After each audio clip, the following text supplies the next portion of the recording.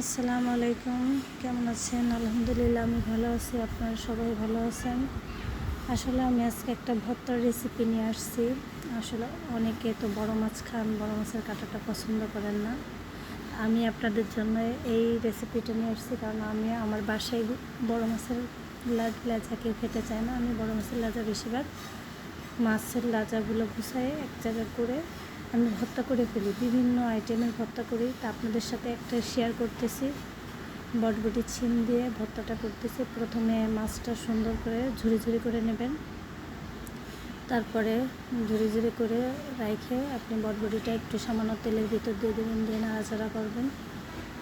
নাড়াচাড়া করলে যখন বটবটিটা একটু নরম হয়ে গেলে তার ভিতরে পেঁয়াজ, পরিমাণ মতো মরিচ, যে যেরকম ঝাল পছন্দ করেন,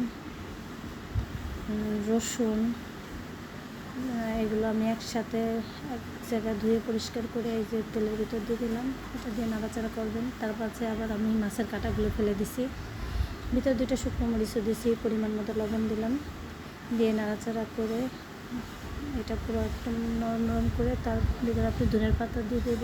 ধনের পাতা দিয়ে এটারে আরও ভালো করে নাড়াচাড়া করবো। ধনের পাতার কিছু পানি ছিল, পানিগুলো যাতে সুন্দরভাবে শুকায় যায়, কারণ পানিগুলো শুকায় গেলে ভর্তাটা নরম হবে না, ভর্তাটা সুন্দর হবে। এগুলো নাড়াচাড়া দেবেন 2-3 মিনিট নাড়াচাড়া করে।